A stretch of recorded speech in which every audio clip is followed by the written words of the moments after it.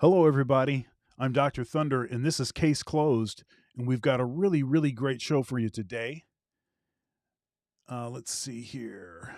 Terrific, terrific show. Our show is on 4 p.m. Eastern Standard Time every Sunday, 4 p.m. Eastern Standard Time every Sunday. And today's show is on the topic Case Closed. Chicago blacks resist illegal immigrant transplants. And I don't know if you've been paying attention in the news. I certainly have.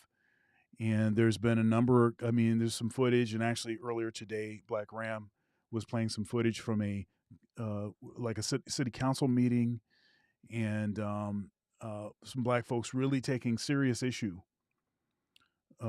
significant issue with the fact that Chicago is spending 51 million on these migrants, on these as was described, illegal immigrants, um, and they're getting a free phone, they're getting all of this stuff, while obviously the circumstance for black folks has not improved. It's gotten worse. And if you want to, in particular, talk about the situation that black men find themselves in, it is worse, getting worse by the minute. And none of the diversity and inclusion stuff seems to care about us at all. And they continue to do these kinds of blatant sort of thumb in the eye, middle finger, in the face of the black community in general, of black men in particular. So, and this is just another example of this. And so this sort of pushback against Chicago paying out 51 million, rather budgeting 51 million, when what are other things that $51 million could be used in the black community, right? Um, and one thing that was said on by Black Ram, and shout out to Black Ram, that's my man. One thing that was said on his show is, they're all about, um, doing for these illegal immigrants. They're not looking out for us. Rather than spending this money on these illegal immigrants that don't pay any taxes, why not take some of these tax dollars that are collected, disproportionately paid by black men, to create some programs to try to educate these hooligans before they become hooligans, running around the street shooting everybody up, mostly each other. Get them some coding education, get them some certification programs, do something. But rather than that, as is usual, as is usual, we're being overlooked and just stepped over. It's as if our dead bodies in the street. They're just walking, just stepping over them to go assist someone else. And same old okey doke, same old stuff. So anyhow, that's a central component of this. What is the official position and or general sentiments of black people on the issue of borders and immigration? I've heard, I've heard, Minister Japp. Shout out to Minister Japp. Minister Japp has talked on this topic about how Chicago is filled with illegal immigrants that came across the border in the South. United States. They migrate up to Chicago, and then we know that Chicago is a what is it?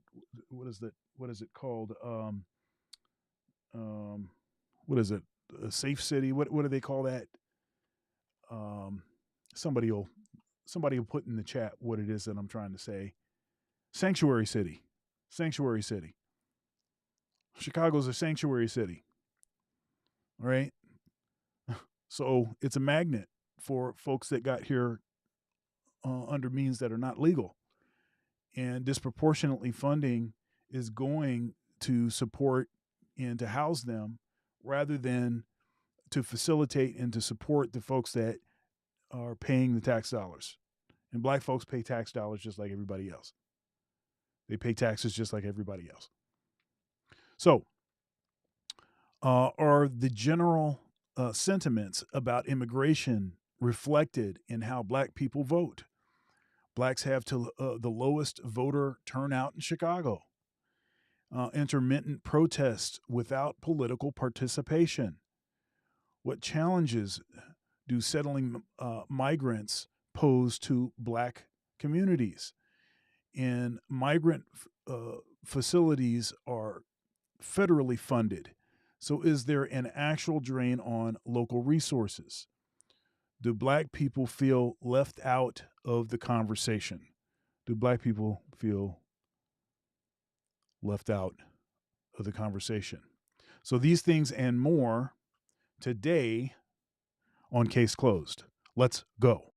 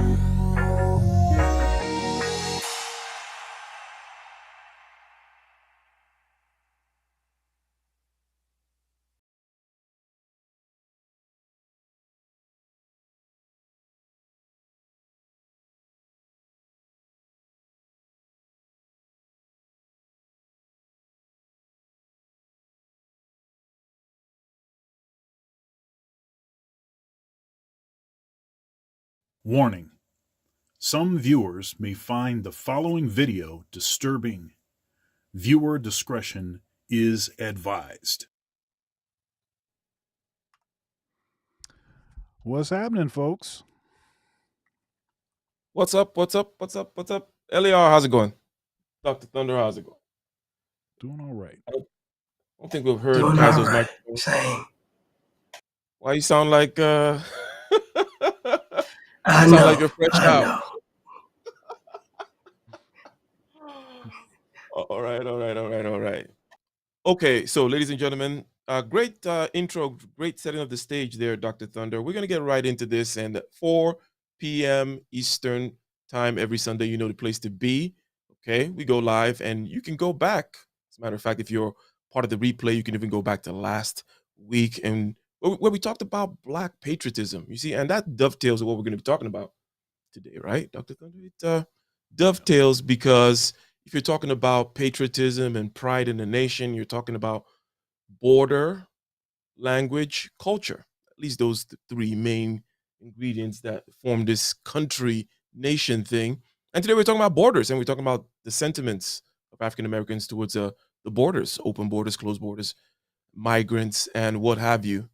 And see, residents of Chicago's South Side, one of the things that's going on there is there's a protest with regards to housing illegal immigrants in an abandoned high school building, a South Shore abandoned high school building in what to me was described as a middle class neighborhood. And the residents are insisting that it will endanger Black residents already struggling. So, LAR, your neighborhood, old building being used, they want to bring in, they want to bust in some people, right? You know, there's going to be some sketchy dudes because in any group of people, there's sketchy dudes and whatnot. What do you say? Are you in support of, the protest? Are you skeptical about these people coming in? What are your sentiments if it were your neighborhood? It might be your neighborhood. I don't know where you live actually in Chicago, but go ahead. I lived on the west side, so but the west side is kind of mixed anyway. So um, first and foremost, Chicago is probably one of the most segregated cities in America.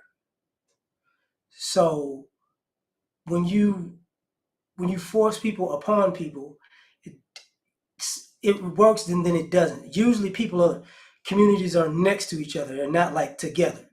You get what I'm saying? So it'd be black here, uh, Mexican here, Puerto Rican here, Polish here, Jewish here, Italian here, Greek.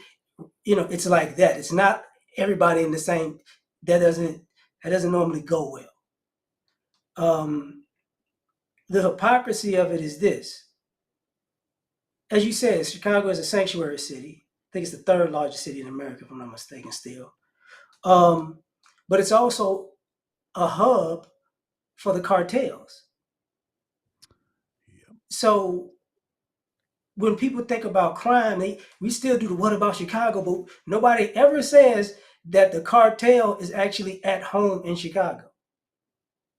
So, you're gonna have people who are just trying to work and feed their family, and you're gonna have people who are really, into crime, and they're not really gonna get a second look because in Chicago, you're gonna look at black folks. So when the crime rises, we're gonna get the blame. And, you know, I think part of the black community is tired of that. You're tired of people labeled the bad guy, getting screwed by the politics of the city, and then at the same time, you know, how can I say this without being a jerk and cuss? And at the same time, wanting black Chicagoans to still get screwed in housing, still overpay and get underfunded for the same schools. Schools are the same way. Still want to find a nice black school and pick all the good students out of it. Still want to over police. Still want to have the police system enthralled in gangs and the cartel and systematically bust only a certain group of people. So there comes a point where enough is enough. That's why a lot of people are really left. That's why you see big people from Chicago in Atlanta, in Texas, in like Ohio, in Iowa, even like Minnesota, like Indiana and Wisconsin, because they got tired of it.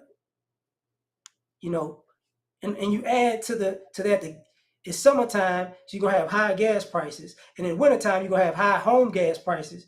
It's like that's enough. It's enough. So that's a no to the migrants. That's a no to I'm the sketchy sorry. dude. Yes, All right. definitely enough. All right, all right, all right.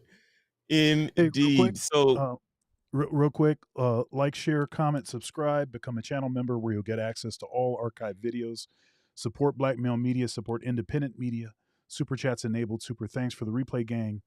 Cash App, Venmo, PayPal, Dr. Thunder Music, all one word. Spell out the word doctor. If you want to join the Sandwich Gang and buy me a sandwich, you can shoot me a Cash App. I know I got some Sandwich Gang members in the chat. Why don't y'all put the hashtag Sandwich Gang in the chat? And also, I just got done putting a poll in the chat, so make sure you respond to the poll. Let's get everybody to get in there and respond to the poll. Back to you. Indeed. So, Kaizo, if you are there, what do you think about? I want you to kind of comment on the question I asked LAR and also his response. Can you commiserate? Do you understand the plight of the neighborhood? The people saying, "Look, you're we we want to be part of the process. We want you. You can't just have people coming through here. We have our challenges. You're not making it any easier. There's certain costs to the neighborhood, right?" And Kaiser, have you ever heard of the term NIMBY? NIMBY. It's like an acronym, but you see, first of all, have you heard that? No, I haven't had that specific acronym. Okay, it means not in my backyard, and it describes a situation, a very common situation, whereby people, for Yeah, I example, would not want understand the abstraction quite windmill clearly, right? I'm going to use the and white man stuff. as a baseline, but But the thing is, yeah. there's the political aspect is okay. They otherwise would vote for these things, right? They will vote for windmills, but they don't want windmills there, right? So it's not just not wanting windmills. It's you will vote for it, you just don't want people, blah blah blah. But anyways, what are your initial thoughts so far about the reaction of the community? Yeah, so I can actually already see this through an SI frame, right? Like a experience frame, right? When the Africans came into the UK, the similar reaction happened with the, let's say, older white generation. They're already established in the community, and what the government did is they pushed them towards certain areas. Which areas? Okay, least, let's say, prime areas, and of course, specific demographics would usually live in those areas. So what that happens is, as Elia was mentioning, let's say earlier, and also what Dr. Thunder mentioned in the beginning, is okay, giving these newcomers slightly extra gadgets or snippets that they're going to be benefiting from. Meanwhile, the communities that have already lived there, paid taxes, paid their dues, don't necessarily have. And it's kind of interesting because the issue is they push them towards certain demographics. They're not going to put them in Beverly Hills, right? They're not going to put them in communities that already made it because they can't. That land, for example, is prime real estate and it's already owned by specific individuals. So yes, I understand the plight of the community, and it makes sense, right? But we've got to explore, let's say, working within the system or destroying the system. Okay, Dr. Thunder. Let me ask you a straightforward question here. Is there an official position? Okay, because we're talking about borders, language, culture. We're talking about the fact that immigration, the immigration policy, especially when we're talking about illegal immigration. Okay, because it's not talking about people whom just they showed up at O'Hare Airport with passports and then they just kind of they're renting a little apartment somewhere, and because they got a visa. And yes, though we can have that conversation. We can talk about the cultural impacts. We can talk about all kinds of things.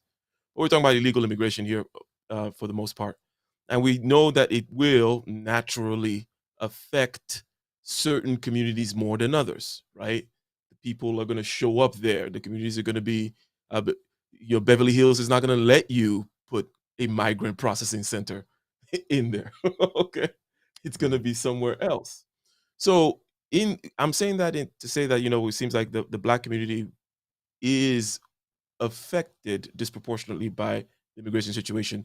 The economic arguments that can also be made too about the kinds of jobs that are being competed for and whatnot, right? So therefore, it seems like there should be like a general, or if not official, but like a general mood, a general sentiment in with regards to immigration in the African American community. Is there one? Is there an official position or a general sentiment when it comes to immigration? How is that expressed politically? Yeah. So unfortunately, the the black community is made up of mostly Democratic voters, and the official sort of position of the Democrats, we know,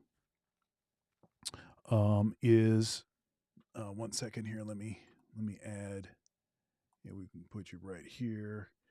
Is that you, Mike V?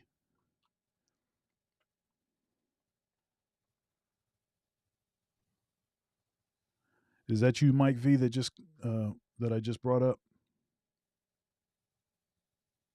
You muted It yourself. most certainly is.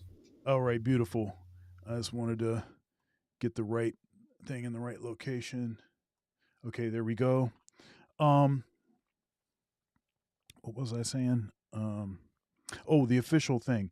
Well, it seems that the Democrats tend to be pretty pro, um, humanitarian, quote unquote, towards what has now been deemed as culturally insensitive, calling them illegal immigrants. Um, and Is there a sentiment? Let's us put separate the voting from the actual, because maybe there's some kind of crazy stuff going on with that voting and the party affiliation. But is there a I, sentiment politically with regards yeah, to I don't. immigration? Yeah, I don't know that there's an official position. I've heard everything, all over the place. It seems to me more of the sort of conscious community, as it were. They seem to be more aware that this is not necessarily positive for us. So they will tend to be anti sort of illegal immigration and sort of bussing and planing in or flying in and spending money on these processing centers and giving them gadgets instead of giving the money to the folks that are paying taxes. So they tend to be more that way. Um, but there are other aspects of the black community, like um, years ago. While I was still working at a particular church that I won't say, it was a missionary Baptist church, which tend to be in alignment with Democrats. They tend to lean that direction.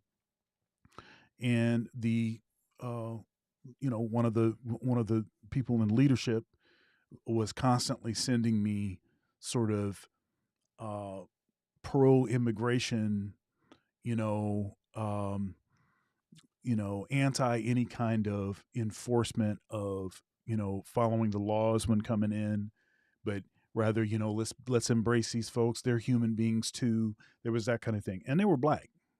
So I've heard a lot of things all over the spectrum. I don't know that there's an official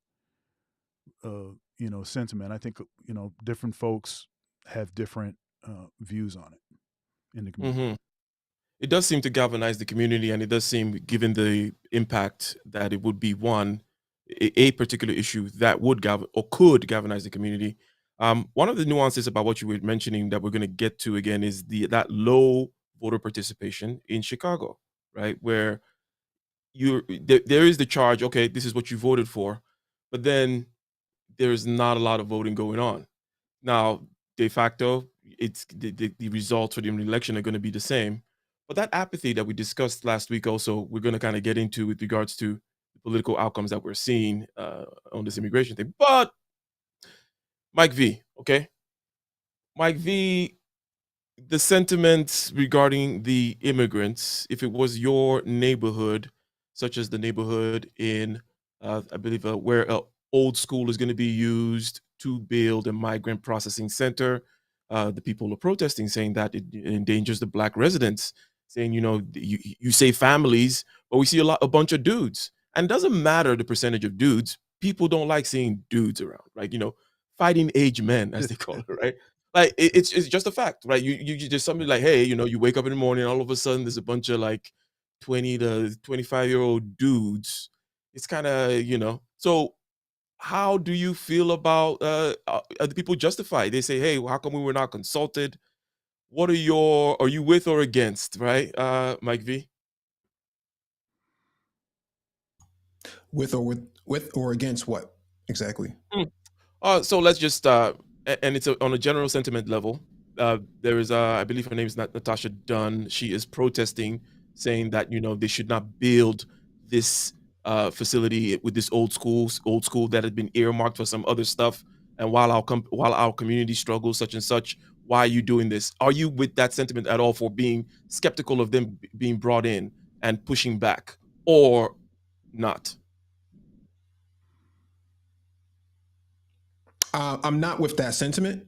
That's just my position. I don't live in Chicago, so I don't know exactly, where exactly they're putting this processing center. But um, the state of Illinois has, human rights um, policies in place that deals with these, sort of issues. It's almost most explicitly for people seeking amnesty. And so they're not illegal immigrants. They're actually people seeking amnesty. And so this started under the Reagan administration back in the 80s when they wanted to bring in more Latinos into the country so they can actually, Can I clarify it, something? Was there yes, sir. ever a was there ever in the process of seeking asylum an illegal border crossing situation, right? Because that changes things. Say that one more time. Did they cross the border illegally as part of the process of seeking asylum? Because that would, hence the issue, right? Because I'm kind of getting the idea that these are people from Latin and Central America that crossed the border illegally and are seeking asylum. Well, if they crossed the border illegally, why did Governor Abbott send them all the way up to Illinois? And why did they send them up to Massachusetts? Why It's didn't they interesting. return them? Okay, cool. So go ahead. Yeah. So I don't necessarily agree with that sentiment that this person, I guess, in Illinois has, but the money was earmarked from the Biden administration to deal with this, what was projected to be an issue after Title 42 had expired for COVID-19. And so they knew that this was going to be an issue. And so Chicago was one of the cities that actually got into the lottery to get this earmark money. Okay, there was $800 million allocated in the inflation bill the $1.7 trillion bill that was just passed. And so Chicago was one of those cities. New York City was one of those cities, as well as Boston and a couple other places that put in for the lottery on this. And so they got $55 million, but the $55 million was to deal with those would-be migrants and people seeking amnesty. And so the money is, one, for the processing center, and then two, it's for housing and COVID testing, as well as first aid and other sort of medicinal things that deal with processing of these 1 second, Mike. people I seeking like amnesty. that you say this because, first of all, I was going to mention at some point that the money argument is the weakest argument for a couple of reasons. And one, typically because it's typically money from some higher, either state or federal government that's been earmarked, blah, blah, blah. And hence, and that's why I mentioned other costs, right? So now let's talk about the other things that people talk about, right? Because last week we talked about Black patriotism. We talked about the sense of ownership of the country or even your community and taking that kind of a pride. Now, some might call some of that kind of pride might be identified as xenophobia, depending on whether you're trying to throw stones that day, right? But everybody likes to be with their own people. Okay, let's not get weird about it, right? So to that end, the kinds of costs that some of these people are railing against, forget the money cost with the government because we know that's just shuffling. It doesn't even matter. Okay, but the cost to, let's say, of those young dudes, as I mentioned, okay, the property, some changes both in culture, economic changes that could happen with regards to, let's say, the Hispanics like to do multifamily living, for example, and therefore you get the idea. Now, these are things that are social. They're not easily quantifiable, and again, you could label as being xenophobic or something like that. However, what do you give any credence, Mike V, to these kinds of concerns about these kinds of costs? I think, yeah, and no. I think that there would be an issue with the social economy on the ground. But what people don't take into consideration is that a lot of your your white businesses that need janitors and custodians and other forms of labor that black people would not actually engage in, they're the people that actually fill that void. And so, although there's some quote unquote pushback, from some people, in reality, the ones who have businesses benefit greatly from bringing on these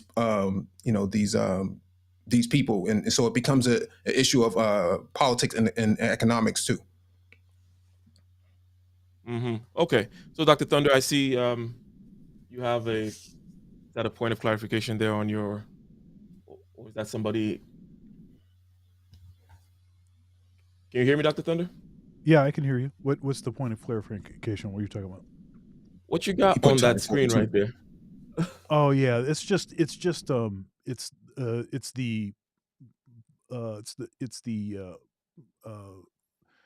Title 42. Gotcha. And so I all right. So if folks wanted to see what it was that we're talking about, they could see that. So anyhow, so that's what that is if folks want to look at it. Okay, so LAR, let's get into this idea of political participation. You see, when Kaiser last spoke, Kaiser talked about, yes, understanding the sentiment of, wanting to protect your neighborhood as it stands. However, one needs to talk about, and these are his words, working within the system versus destroying the system. So that working within the system, that, gives rise to, well, what system? Okay, the democratic system. And then we talk about the political participation as measured by voter turnout. Voter turnout is not everything, but it's a good index of kind of how politically engaged a group of people are. But there is an Asian ward in Chicago, and apparently there's 40% voter turnout, right? And there's 20% in the black neighborhood. Self-reporting suggests a certain kind of apathy and whatnot about, like, it doesn't matter what you vote for anyways. These politicians are going to do the same thing, blah, blah, blah. Okay. So LAR, what I'm saying is, and I know you're going to say, oh, we voted before, but it didn't work. I don't mean to laugh at, take it lightly there, LAR. But I'm saying, is there a point here to saying, did you vote for this? If the sentiment is no, there shouldn't be in here, then where is the voice? And if we see low participation, that means, oh, then it's possible that the voice is not being put out there other than, in the actual process, not in the protests, right? But in the process. What are your thoughts about that? Should there not be more participation so that the voice is heard, so that the people are consulted and you're not busing, these Guatemalans into your neighborhood? I think people don't take into consideration the history of Chicago as far as politically. Basically, when Harold Washington was the mayor, it was supposed to be like an inclusive thing. He tried to include everybody, right?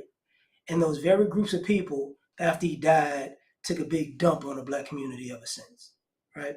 So when it comes to like racial relations in politics, it's a different aspect. Then, it's not, when people say people are voting at a small percentage, I doubt that's the city. I think they picked a certain area or two, and it's like, oh, these are people, and it represents all of Chicago, which, because it's not, Chicago's never been like that as far as when it comes to voting. You know what I'm saying? So Chicago's always been a political city with black people, and black people know what's going on. But beyond the politic part of it, there is a sense of apathy because, in one way, and people don't talk about this with immigration, but how did they get all the way to Chicago in the first place? That's too far. From Texas to California makes sense, but when people all the way in Chicago, you skipped a lot of states to get there. So it's one of those things where if you're in Chicago, you like, they want these people here. They're willing to excuse all the laws broken for them to get here, because that's the only way they're here. That's the only way they're here. That's the only way they're here. And the cartel's here and they know it, and all the crimes here and they know it. So, and beyond that, politically, people who are not from or live in Chicago probably didn't think about, when you think about Hispanics, the stereotype is construction. This could, in some ways, just be a play for them for cheap labor for building a new stadium. And then after it's done, get up out of my city. And black people are like, we ain't even finna play this game. Because that, like the new stadium has been in talks for, I don't know, 4 or 5 years now. So, and the politics is going to come into play sooner before later, as far as if it is that. And I know other Hispanics are going to look out for their other Hispanic people. But coming from the southern part of Central America and South America to Chicago, where there's a lot of construction, and they call it, 3 months of summer and 9 months of construction, but mostly winter, you're going to see some people dying. And that's going to have a whole nother aspect. And I ain't talking about from crime. I'm talking about from weather. Because they're going to put these guys to work in conditions that other people in Chicago would not be in. And it's going to be a whole nother story. So I think sometimes black people in Black America or Black Chicago is like, I'm not playing this game with y'all anymore. We've seen it a million times. So that's my 2 cents. All right, so Kaizo, I'm going to ask you a more general question. And the arena we're still in here is about what to do. And in that arena, I brought up the aspect of political participation, right? What to do so that you preempt these kinds of things from happening, or you are able to be at the table to negotiate the kinds of things that are happening, or you indeed do support these migrants and you vote for them that way, and then there's no beef, right? And so on. So, but when you find yourself in a situation as the one that you described as kind of agreeing with, or, you understand the sentiment, right? It says here, Ms. Dunn says, frustration lies in continuous and blatant disregard for the safety and overall quality of the life of Black residents, as many of these migrants have been dumped in our neighborhoods without a plan to place or monitor and house them. The whole monitor aspect is kind of funny. How to monitor them. But you understand that sentiment there's Kaizo. How Yeah. in general, in a just if game theoretically, what is your next move? What does one do when one finds oneself in this kind of situation? Yeah. Okay, so I think if we begin from the beginning, it might seem like if we look at statistically speaking, Black Americans have less overall assets and wealth compared to some other groups. So they're only going to put you in neighborhoods where there is actually houses for rent, which meaning the local residents might not necessarily own the houses or apartments in that area to as much higher degree, right? They're able to come in, pay landlords off in order to. Because I used to work with these people, right? What they do is they set up a government contract, which actually Black Americans can get into, and they give you a government contract. You basically go bid for a tender, and then you can basically house these people, and you can choose the communities within the budget. Anyway, that's irrelevant. Point that I wanted to make here is that there is an element of obviously monitoring them, because these are people from different cultures, right? Their norms are different from, let's say, an American norm, right? And we don't need to go down that path. So I think ultimately, if you can participate in the local politics, you can actually get your voice heard a little bit.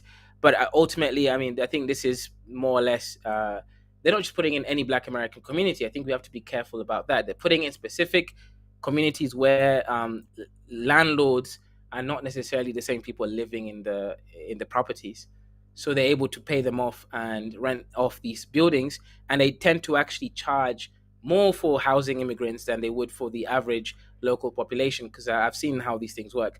Ultimately, I guess what I'm trying to say is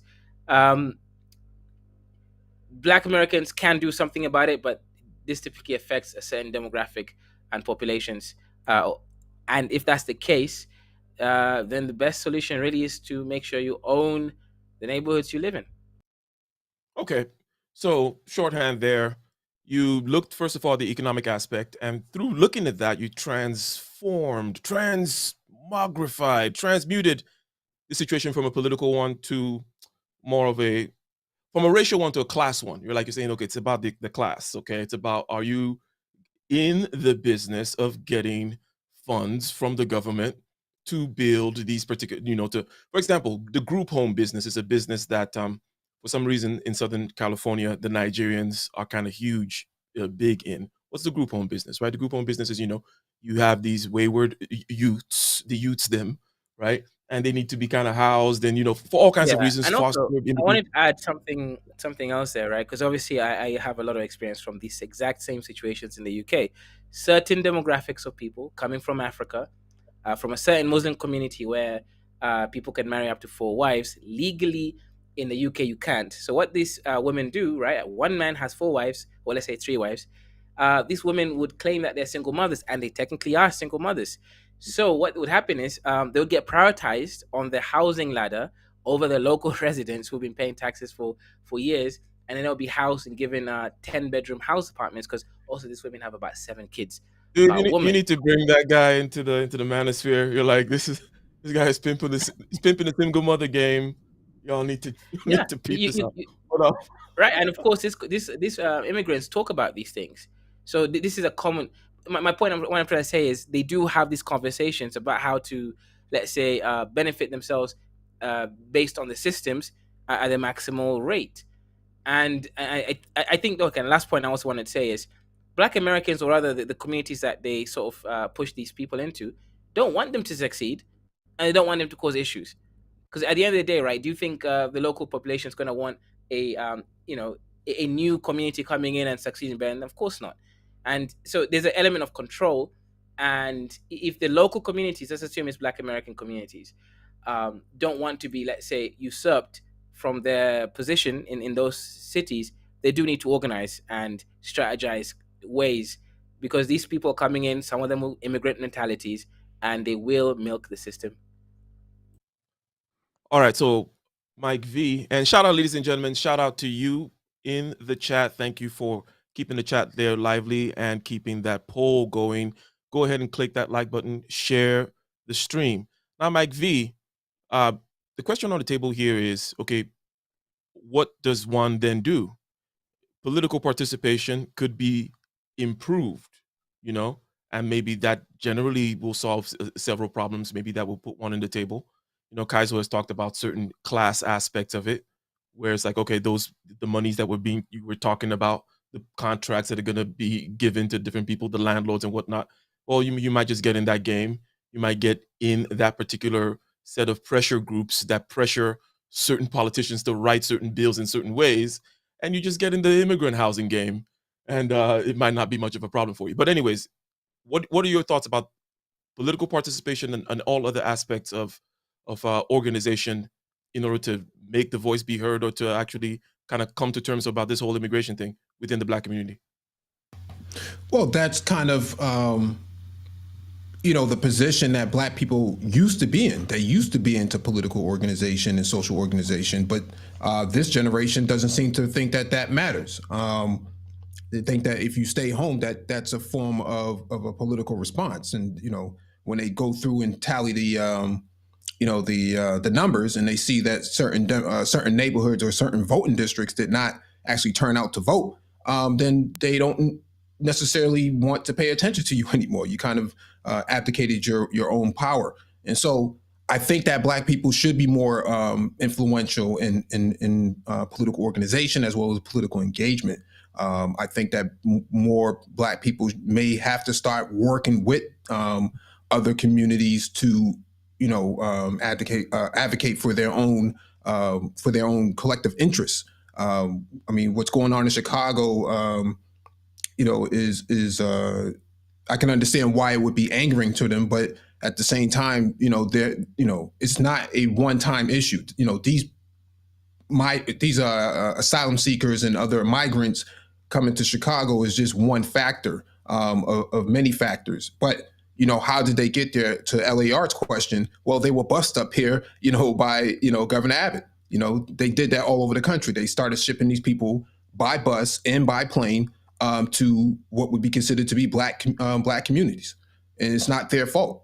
I know that there has been action, or at least an attempt to go after some of these governors who have shipped them up there for human trafficking, but we see how fast lawyers came out to defend these folks, to defend these governors. So these are the sort of issues that I don't think that is taken into consideration. I think that black people on the ground are not really organizing at that level to engage. But that money that's been earmarked, Chicago put their bid in for it. They got the money, and so they have to deal with the migrants as they come.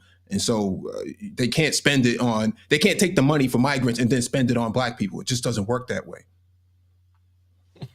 You assume that they're Oh, gonna spend that money on migrants?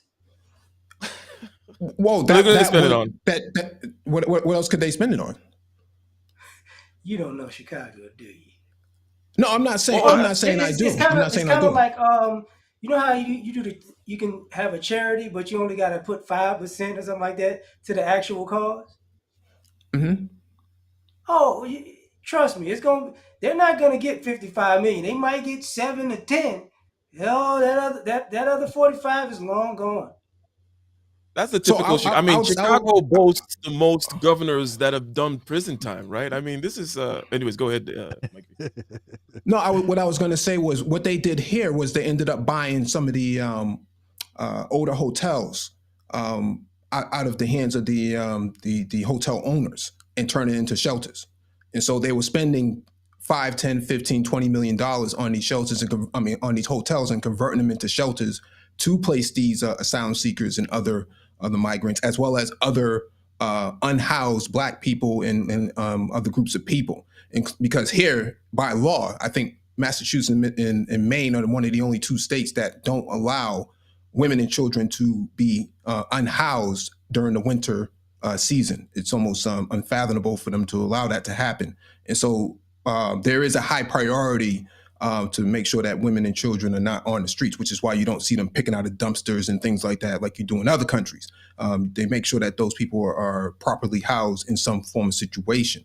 And so they have bought up a lot of the hotels. They have converted them into shelters. They have created a lot of housing out of it, out of those resources. And so to say that maybe 5% of that money might, out of that 55 million, would go to those asylum seekers or those migrants. I don't know if that's necessarily the case, but I know that's what the money was earmarked for. And if they don't actually prove that they did anything with that money, they will never get that money again.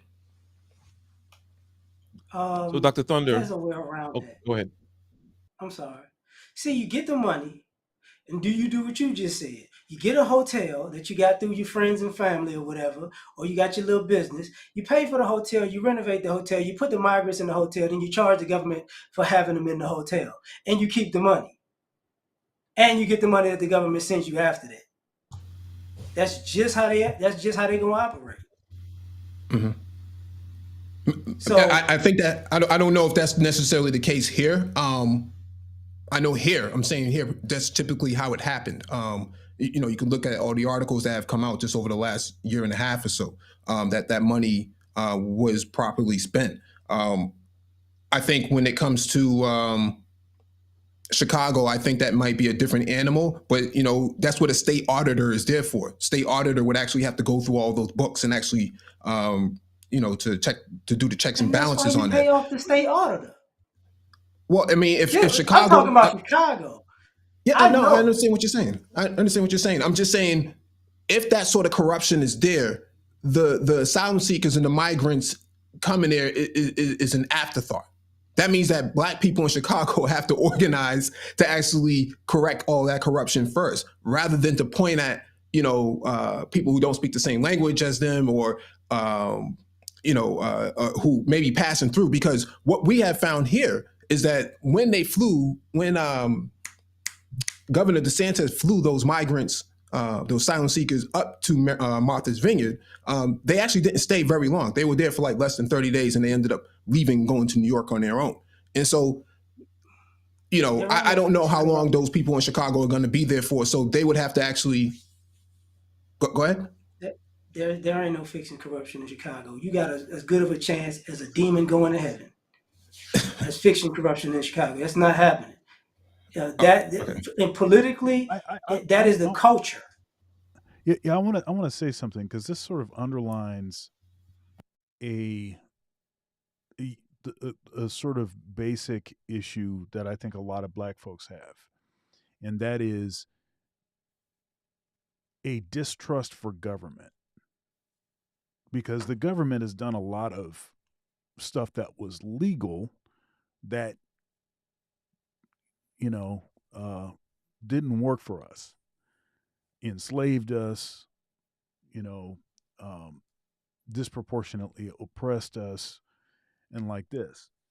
And so I think a lot of black folks have this sort of, um, you give the government more authority, you give them more money, and even if you put these quote unquote checks and balances in place, they're still going to find some backwards, you know, sideways way to get what it is that they want.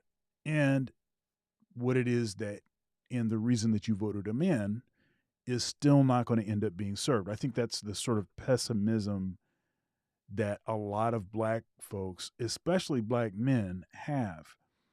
Um, so that's one thing. One other thing I wanted to say real quick, and this is a bit of it's a bit of a trolly comment, but but I think it's a good one.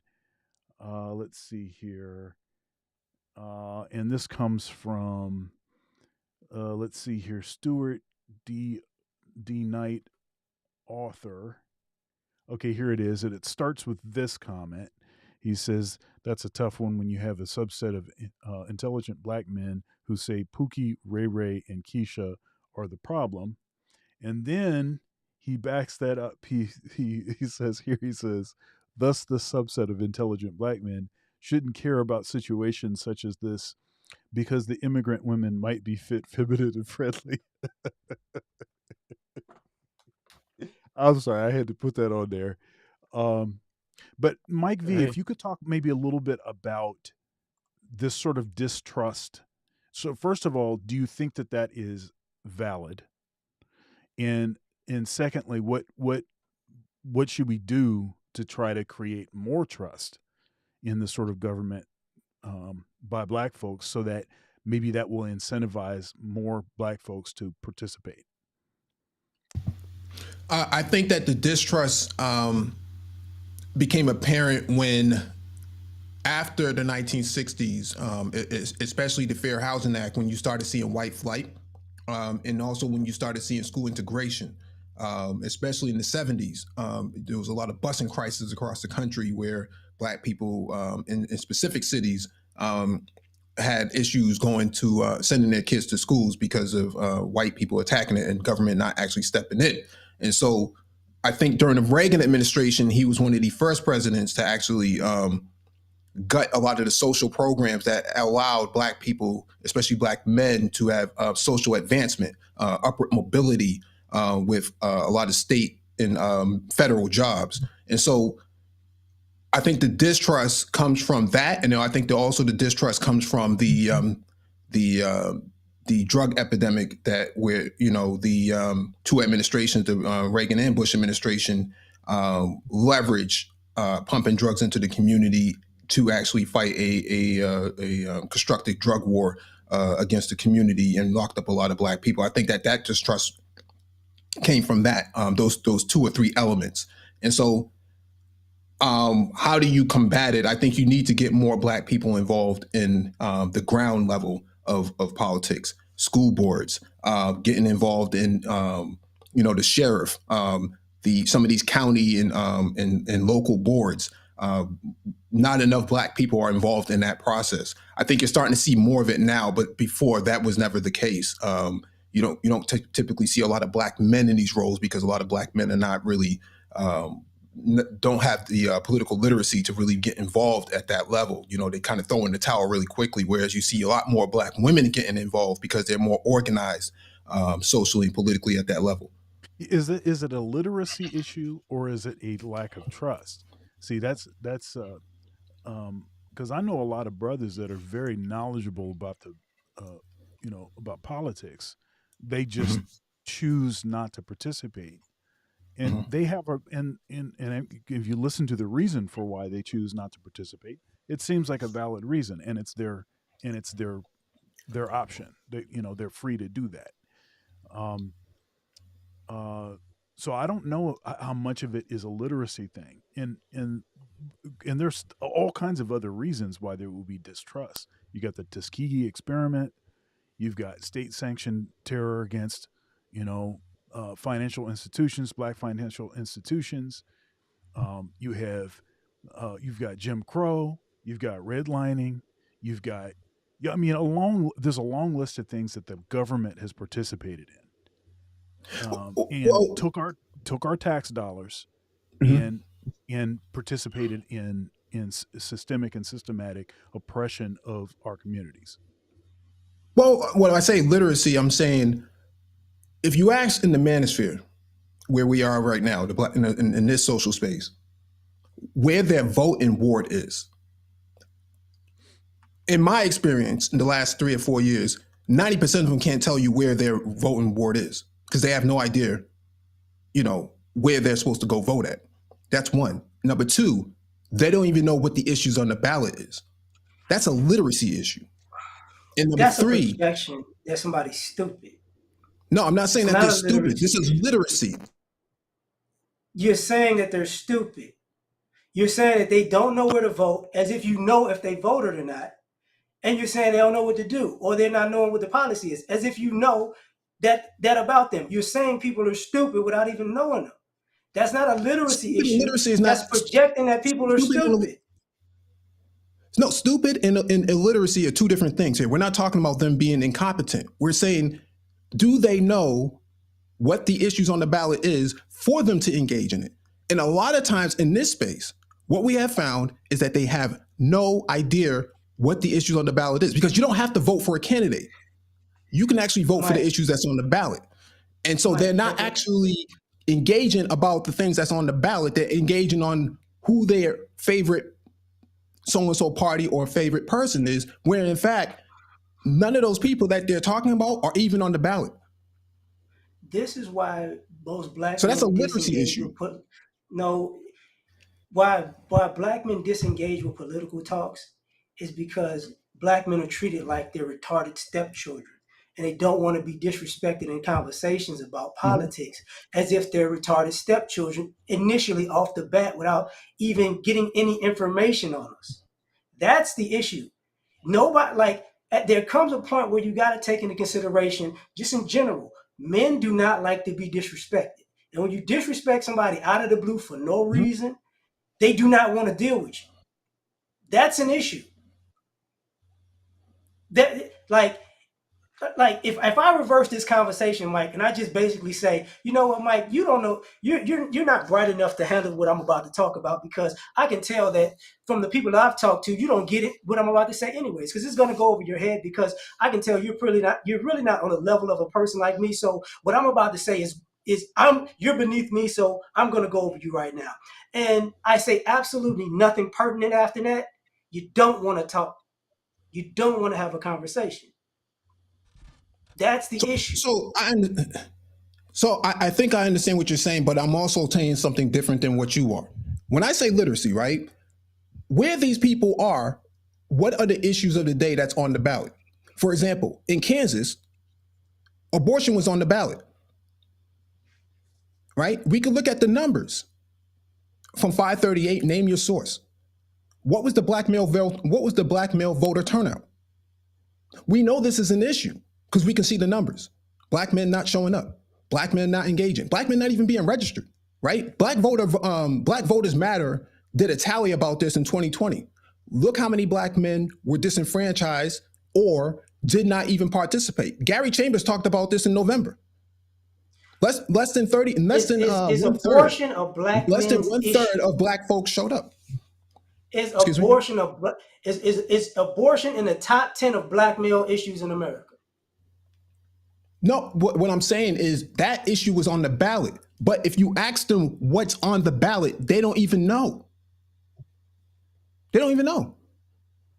Have you ever considered that they know what's on the ballot? We know what's on the ballot, and it doesn't, and some of these things don't involve, or benefit us.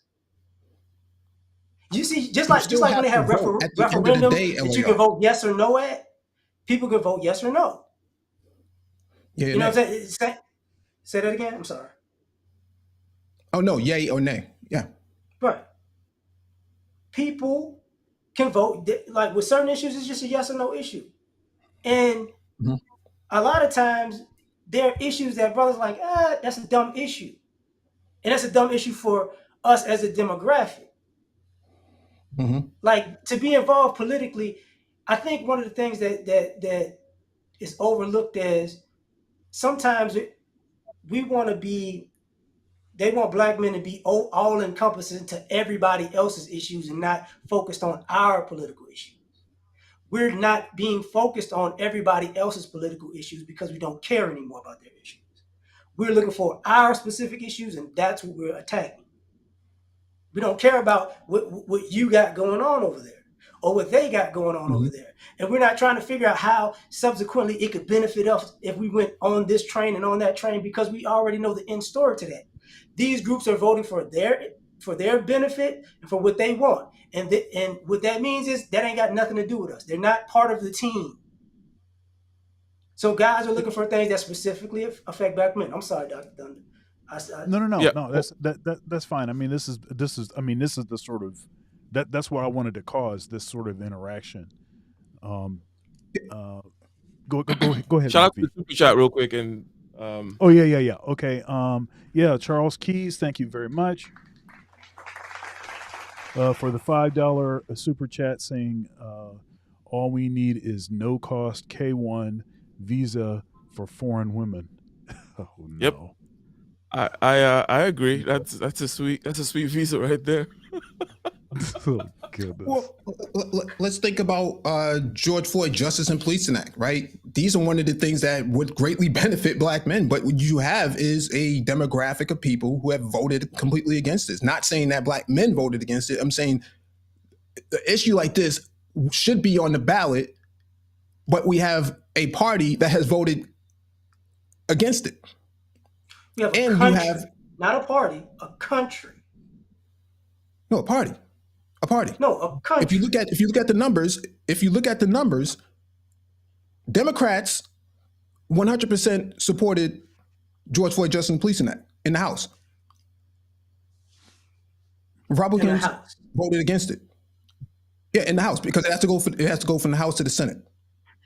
And didn't the Republicans and Democrats somehow come together for an Asian hate bill? So they did not come together for an Asian hate bill. What they did What was was the bill that they added it. They added the recording of incidents for COVID-19 into the bill. No, it's a hate crime, right? And you can be sued and prosecuted. They document those hate crimes during the COVID-19 pandemic. That's what's on the bill. No, that So it happened after COVID-19. It was after or the No, it happened during. No, it happened during COVID-19. It's in the COVID-19 bill. And right now, what is it, Kamala Harris running on talking about, anti-Semitism? That they can somehow figure out on both parties how to make sure anti-Semitism doesn't exist politically? Well, you have a Jewish caucus inside. You have a Jewish caucus inside both parties, and so I don't know if it's just a Kamala Harris thing, but I definitely know that. Say it again. Minority population. They're still a minority population, and they control. Yeah, and they control just about all branches of government, right? AIPAC. No, not American not Israel. That's what AIPAC is. Mm-hmm. AIPAC, AIPAC. Right. If you haven't heard, they don't. Yeah, let's go ahead. That's what I meant earlier. Yeah. But I'm sorry, go Mike. ahead. I'm stupid. I'm sorry. I'm stupid, and you're a genius. So I'm sorry. I didn't know. No, I'm not. I wasn't sure. I understand condescending English. No, I wasn't sure if you were familiar with what I was saying. Yeah. I get it. All right. Here, let's go ahead and move it on. Yes. Yeah, I mean that was good. I think we got to hear some different perspectives on that. So let's keep moving. Indeed. Okay, so we are right around that hour mark, a little bit above. Okay, ladies and gentlemen, let us do a quick refresher here as to what today's course is all about. Okay. Now, last week we talked about Black patriotism, and if we're talking about patriotism and then Black pride and stuff like that, and pride in the nation, then there should be certain stances that the Black community takes with regards to the whole of the nation, right? Things about borders, language, culture, and whatnot. And what's going on right now in Chicago, whereby residents of the South Side, continue to protest a plan to house illegal immigrants in an abandoned high school building and things of that nature, talking about the fact that it'll pose a danger to the residents already struggling. And we talk about political participation in order to be able to not find yourself at the receiving end of such shaftings, if you will, right? And Dr. Thunder instigated some stuff about, well, why the trust? Why the lack of trust? What's regarded? And LAR continues with his black pill. We're taking our black ball home and whatnot. Okay, but you see, I want to go ahead first of all and tell you guys to go ahead and click that like button, click the share button, and I want to Here, say something. Go ahead. here, let me hold that for a second. Yeah, like, share, comment, subscribe, become a channel member where you'll get access to all archived videos. Support Black male media, support independent media. Super chats enabled. Super thanks for the replay gang. Cash App, Venmo, PayPal, Dr. Thunder Music, all one word. Spell out the word doctor. And if you'd like to join the sandwich gang, buy me a sandwich. Shoot me a Cash App. Also, I wanted to report the findings of the first poll and encourage folks to respond to the second poll. The first poll, the question was, should Black people support the migrants? And the poll concluded with 53 votes, and 79% said no, and 20% said yes. 79% said no, 20% said yes. Please respond to the current poll, and the current poll's question is, should Black men trust the political process? You see, Dr. Thunder, I was just before I move on here, and we're gonna move on. We're gonna touch on something also slightly, and then gonna start landing the plane because we have to end this one relatively on time. It's been a great conversation. Now, Trump got Black votes, more Black votes than people, well, at least Black male votes, Yeah. than people would have generally expected. Some people maybe suspect that it's because of the immigration, his stance on immigration might be one aspect of it, in the sense that but who knows? I mean, it is possible that there's some people like LAR out there who believe what LAR believes, but are still willing to go out there and vote for a Trump because, if he tells them the right kinds of things. Now, Dr. Thunder, what I'm trying to get you to do is just kind of respond to the last issue here that you kind of raised in terms of political participation. And if you're not going to participate politically because there's a lack of trust, then what is to be done? You mentioned the legitimacy, or at least a history for why the lack of trust is there. And you asked, right? Now, what about your solutions, or what are your thoughts about the solutions that slash explanations that Mike V gave, right? No, What is to be done? Yeah, go ahead. Yeah, I like this idea about getting more involved in local politics, because that's where you can more directly see how what it is that you're doing is actually impacting your community, right? And you can also actually, somewhat supervise and babysit because you have a certain proximity. I think that's a really good suggestion, and that's one that I often encourage folks to do, is get more involved in local politics.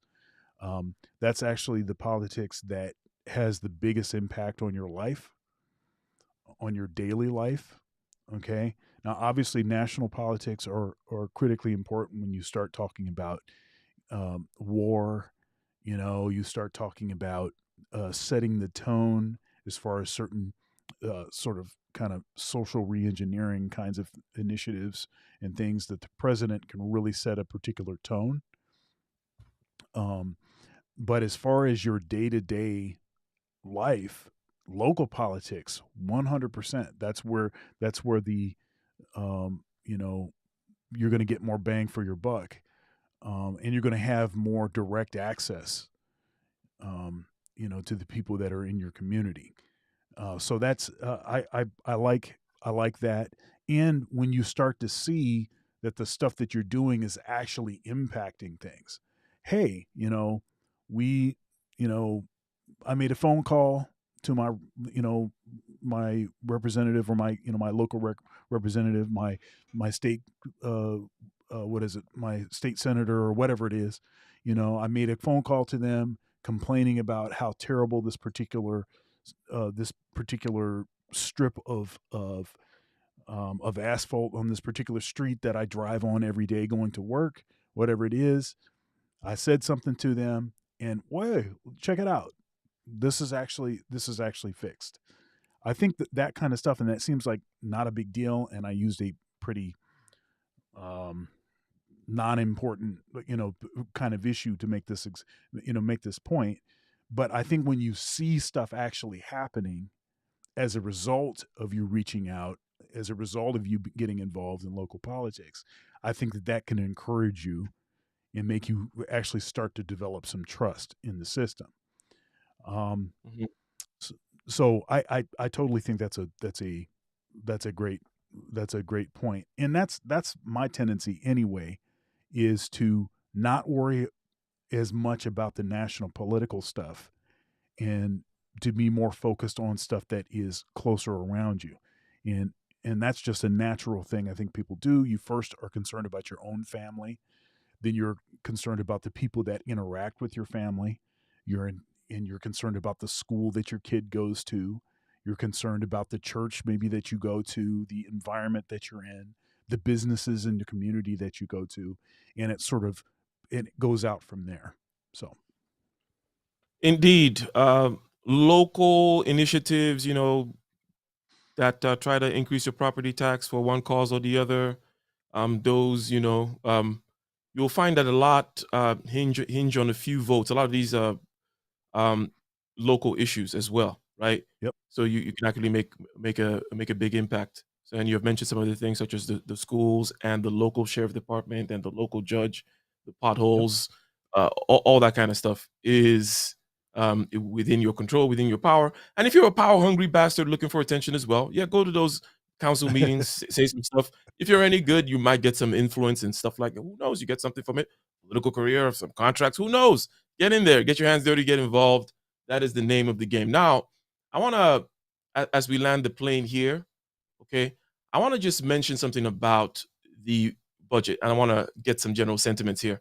Now, when you talk about the, the national budget, the debt to GDP, you're talking things that are macroeconomic, and even if you are an expert in it, it's one of those fields where it's very similar to quantum mechanics. Very few people actually understand it. Like, so I'm not saying that we should understand the flows of money or what the hell money actually is. But generally speaking, we've seen this fiasco happen, every so often with the whole debt ceiling deal, right? And we're going to be approaching 200% before we get back down. I think 200% of debt to GDP ratio is what I think is going to happen before we actually come back down, right? So 200% mean, you owe 200% of what you earn. The services of the debt, the service on your debt starts becoming huge. It's like paying, like 50% of what you earn in a year is just paying off the interest of your loans and things like that. And again, this is not about being an expert. I just want to see what the sentiment is here. There are people in the school of like, hey, it's a big deal. This debt to GDP ratio thing is a big deal because you're not going to be able to pay back your debt, and there's a higher risk of default. And this has happened to other countries, right? So basically, you owe a lot of money, and you're not going to be able to pay back. You can't service your debt, and even if you're in the United States and you can print money in order to service your debt, then you're devaluing the money. So it's an inflation bomb, right? No matter how you look at it, it's just an overflow of money will lead to inflation through various mechanisms. Some people say it's not a big deal at all, right? And I want to ask, starting with Mike V, what is your sentiment on this? Are you one of those who worry about the debt to GDP ratio? You're out there with Ray Dalio talking about the collapse of an empire and how does all empires fall, and it's really, really important that we get the spending down. Or maybe you're one of these modern monetary people who say it doesn't really matter. It's all about guns and influence and tanks and ships and who's got the currency that everyone else is using, and you can keep on just spending. Again, I don't expect any expertise here. None of us are experts here. But what do you think? Does it matter or does it not matter? I think it matters in at the high level, when you start talking about the national infrastructure of your country. I think at the local level, it really doesn't matter, primarily because states have their own budgets, and so like California, is one of those states that has equal GDP of most European countries, if not more than some of these European countries, and so they can kind of operate on their own and spend on their own access. Same thing with Texas. Texas can kind of survive without the rest of the country, and so it doesn't really matter. Same thing with New York and Massachusetts and some of these other more progressive states. They don't really need the rest of the country. They can kind of survive on their own. But I think from an overall national perspective, I think that that's where it matters. Now, does that, sway my influence? I think it would at the presidential level. I think at the local level it doesn't. I think at the state level it doesn't. But I think definitely at the top it does. Primarily because if you can't manage, if you can't balance the books, then that's going to be a problem. Like, for example, they wanted to gut Social Security. Well, we know that 2/3 of Black people going into senior age really rely on Social Security as a dedicated form of income. Same thing with housing vouchers and Section 8 and these sort of things. One party wants to gut it and the other party wants to start to salvage it. These are sort of issues that really matter at the top. And so I think that to answer your question, I think that when it comes to the debt ceiling, I think that matters more at the national level than it does at the state and local level. Perfect. Makes sense. So somebody coming in preaching fiscal kind of responsibility, saying, hey, we're going to need to raise taxes over here, cut spending over there, make sure that we're not just kind of throwing all this money and being inefficient. That'll get Mike V's vote. Now, LAR, I know you're out there in Texas where people talk about. Go ahead. I'm sorry. Before you go ahead, they gave the military, 800 billion plus, damn near 1 trillion, and no one blinked an eye at it, But when it came to all the social services that folks that look like myself and LAR and everybody else on the panel, they balked at it. So that should tell you where some folks had. Now, LAR, we already know you think the empire is done. It's correct. It doesn't matter which way it goes down. But do you think that this debt to GDP ratio deal what have you thought about it? Because we know the government pays lip service to it.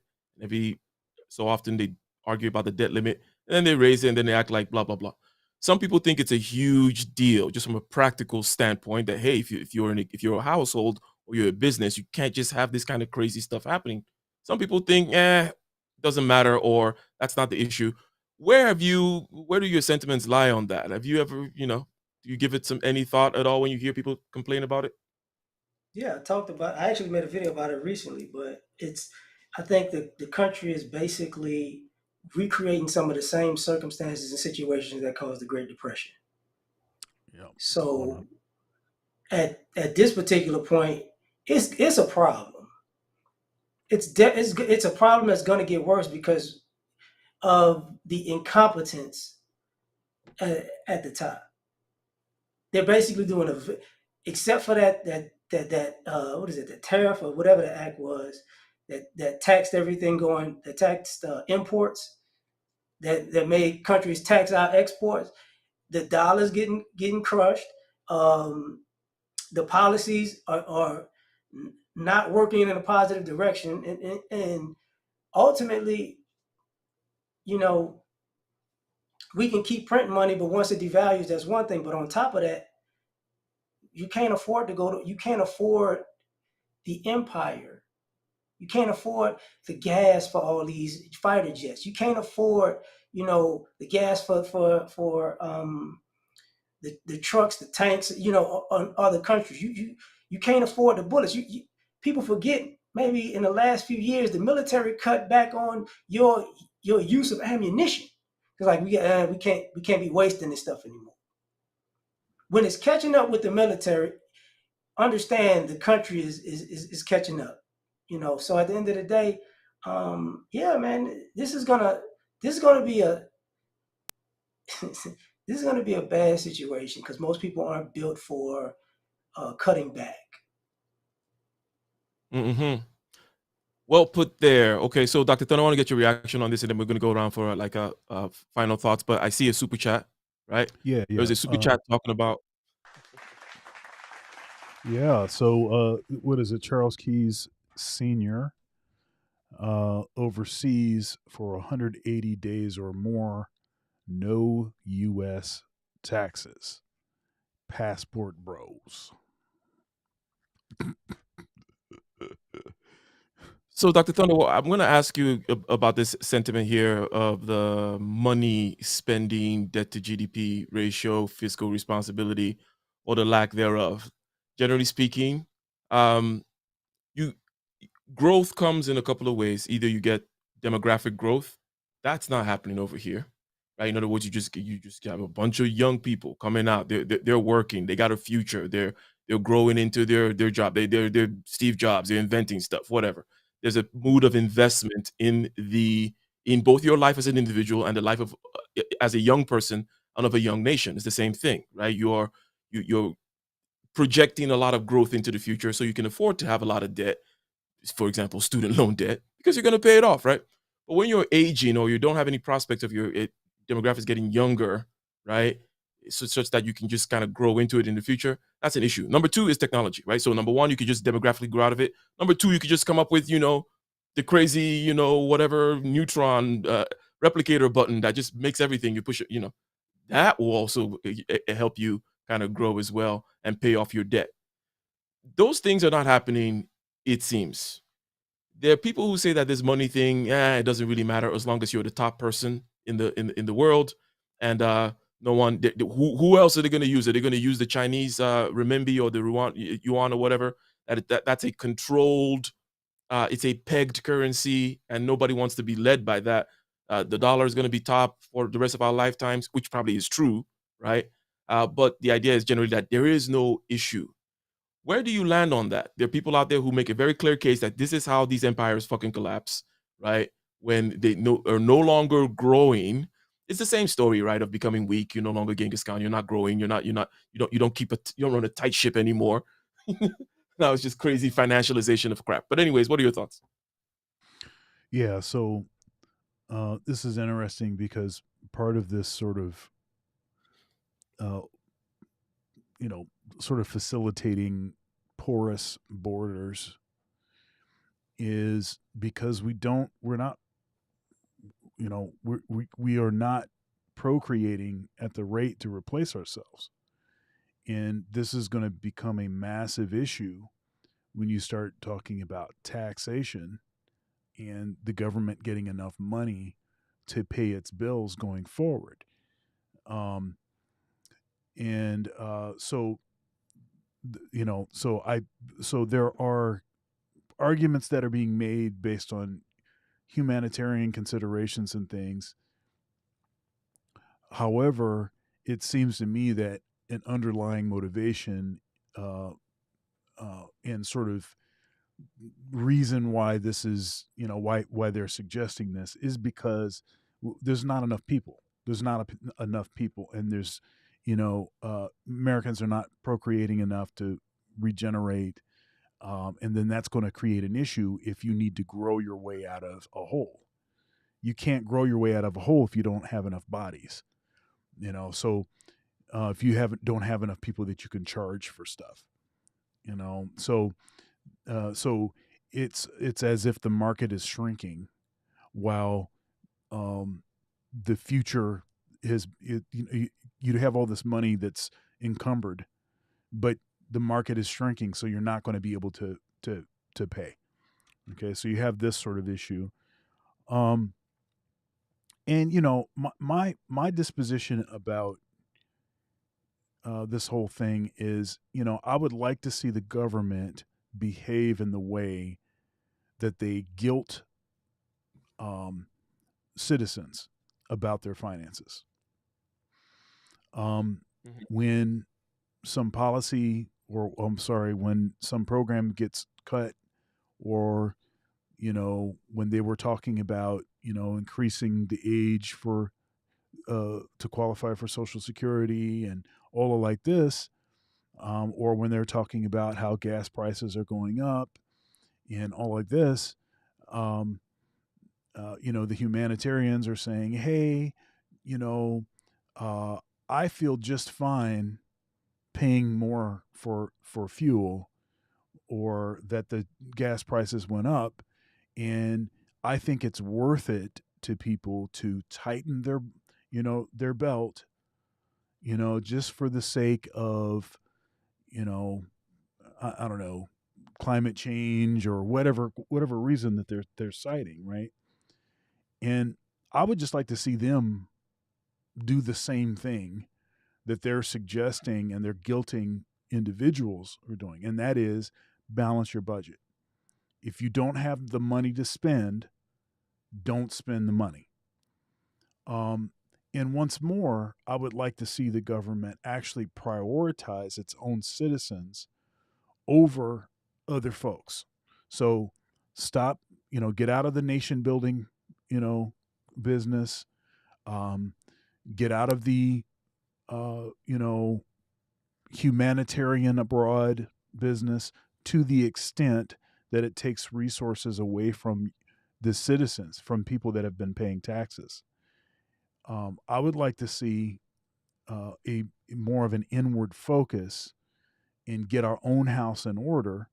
And then once things are actually going well there, then we can say, okay, now we can expand. But that that's just not what has been the case. Um, and I think we're paying for it. I think LAR's comment from earlier, we're recreating the ideal situation, circumstance, economic climate, and everything else for another Great Depression. And rather than these politicians actually acknowledging that we're in this existential kind of crisis, um, their solution was to change the definition of recession. That was the way that they decided to deal with this, rather than actually changing behaviors that are creating these circumstances. And it's going to be hard for everybody, and it's going to take a long time.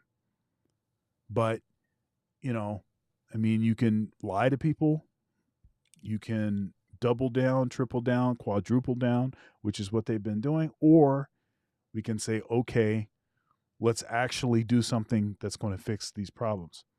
It's so bad now that if you tried to run on a platform that said any of the stuff that I just got done saying, nobody would vote for you.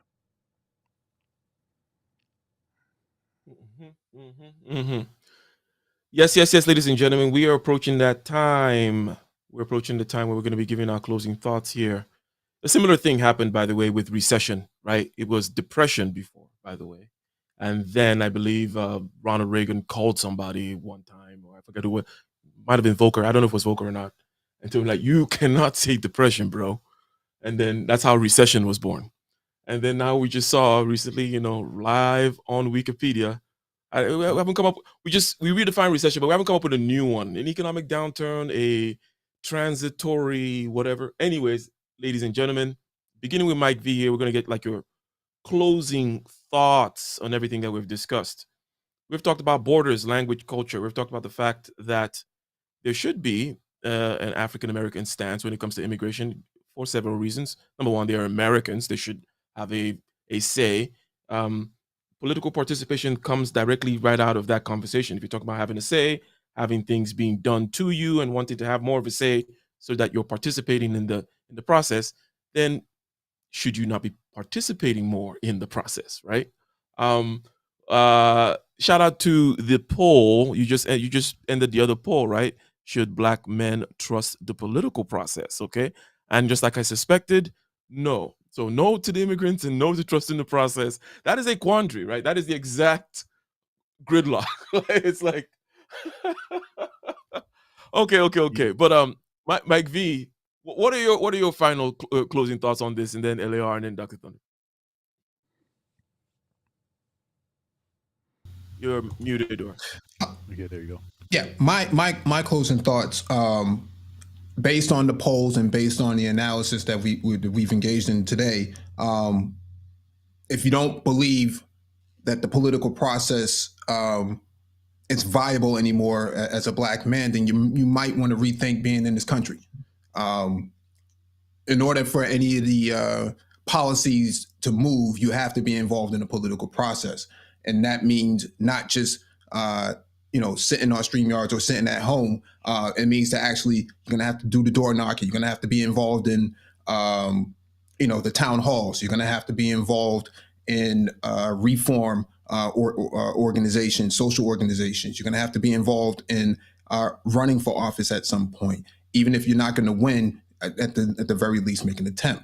That being said, when it comes to immigration, Black folks have always advocated, for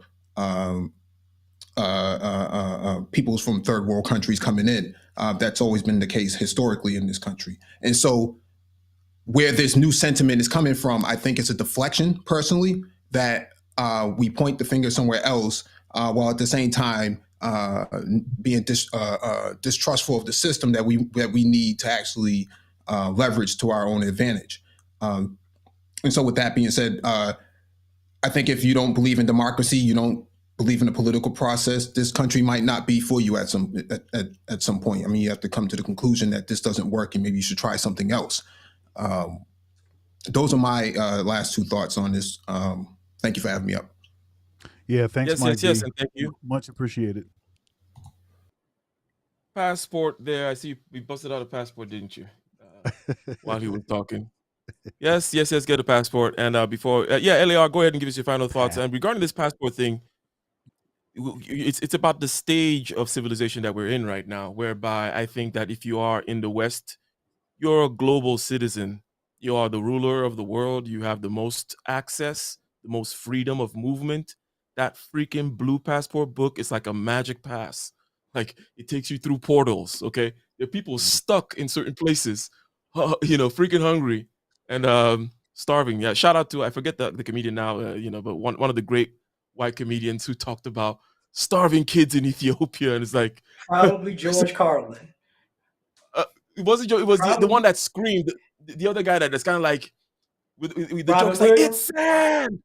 I'm sorry. What's his name? Robin Williams. No. He wasn't a screamer. Oh no, you're talking. Robin Williams did scream as well. Hold up. You're talking about the Italian guy. No, the Italian. He has a kind of longish hair. You're talking about. Why can't I think of my man's name? Andrew Dice. Andrew Dice Clay. What's his? Not that one, but close enough, right? But the whole point is, say, hey, you need to get the hell out of where there isn't food. Okay, you know why you're starving? Because look at the floor, it's sand. Okay, you know what it's gonna be? It's still gonna be sand. All right, we don't need to send these people money. We need to send them U-Haul to move them to where the food is. Okay, but the point being, look, the ability to travel is an important thing. The ability to move capital around, the ability to have the global reserve currency as your local currency, the access to credit that you have in the United States compared to everywhere else.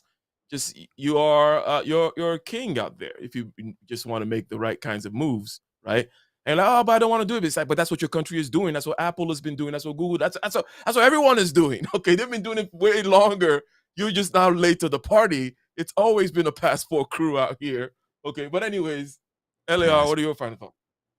Is it Sam Kinison? Because Art just said it in the chat. Yeah, there we go. Exactly, yeah. It's sand. Yeah, Mr. Kinison. That's a great joke, man. You roasted the hell out of those Ethiopians.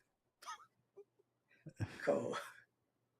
I had looked up the GDP of the Great Depression right before, and because I wanted to know the exact part.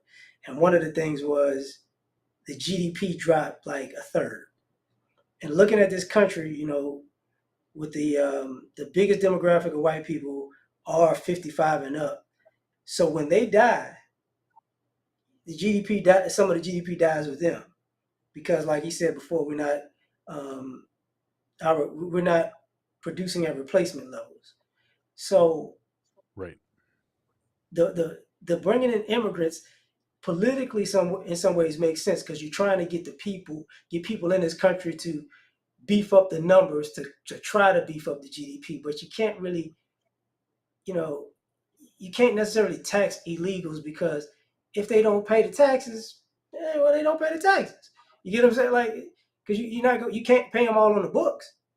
So at the end of the day, what people are have to come to grips with is, you know, America ain't what it once was. And it might not be for a long time because there is no country to go to war with to beef up the economy because most of these top tier countries are in debt too. And you can't go to war with all of them and send them goods as far as manufacturing to beef up the economy because it's like what 10, 15 of them. All of Europe is in debt. China's in debt, if I'm not mistaken. Japan is in debt. India is in debt. So, Russia's in debt. Like, doesn't matter. You can't go to war with all of them and say, hey, buy some American stuff because China produces all the American stuff. Or India or Pakistan. So, you're gonna go to war with the Middle East or Dubai in particular to try to steal some of their money. Like, it's not gonna. This is not though immigration is part of the problem. The bigger problem is actually the U.S. has gotten too greedy. It's gotten too big. It doesn't know when to pull the reins back in. Just like every other great dynasty, quote unquote, in history. How did they die? They kept expanding and thinking that they were going to get bigger, and they basically imploded from overexpansion and debauchery because their citizens were just having fun while they were quote unquote conquering the world. So you had a bunch of incompetent citizens and an overused military. So man, look, but hey, man, Christmas is coming. That's right. Hopefully we can buy and sell our way out of it. All right, all right, all right, Dr. Thunder. As you're gonna give us your final thoughts here, and I think a lot of the nerves that you touched, I brought up Donald Trump in passing earlier on in the conversation, but the nerve of America first, take care of our own first. Let's kind of deglobalize a little bit and catch a breath. Like what happened to these cities? What happened to the Rust Belt? Why are we treating our people like this, right? And the idea of, hey, black man, what do you have to lose? And certain other kinds of things, addressing upfrontly and head on the immigration situation is something that allowed Trump to touch a nerve, right? Because Trump, love him or hate him, been here, he's back again, right? And he touches a nerve that is actually there, a populist nerve that perhaps maybe let's see if he actually does kind of go up against Biden or whomever is on the Democrat side. Let's see what the black vote will actually be this time. I'm kind of curious just to see what that would be. But anyways, Dr. Thunder, floor is yours. Go ahead and give us your closing thoughts and take us out. Let us know what you're doing for the rest of the week and whatnot. Yes. So let's see if I can. All right, I'm not going to find it. That's all right. Yeah, this trusting the government thing, this goes really deep. And one thing that I don't, or rather, distrusting the government goes deep. One thing that I don't like is, so when you create this sort of um, comparison between the political success of black women and of black men without factoring in all of the details and all of the nuance, what it has the effect of doing is making it seem like black men are just lazy, good for nothing, you know, um, ain't building, ain't developing, ain't growing nothing, ain't blah blah blah, and as if um, perhaps even on the genetic level, we're just not pulling our weight.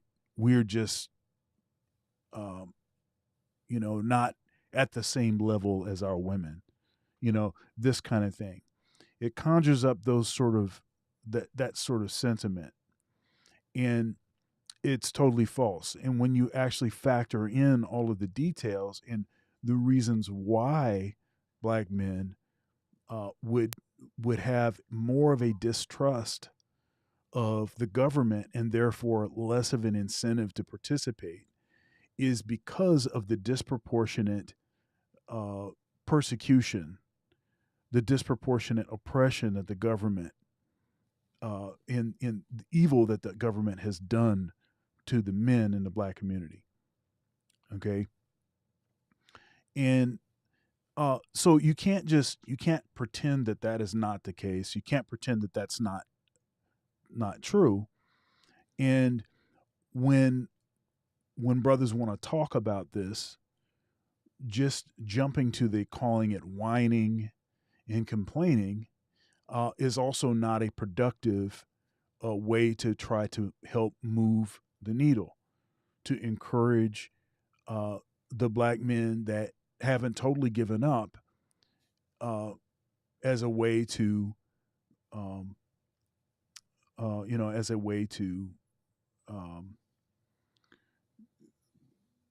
you know, I don't know, try to improve this scenario, try to fix, try to cover some ground or whatever.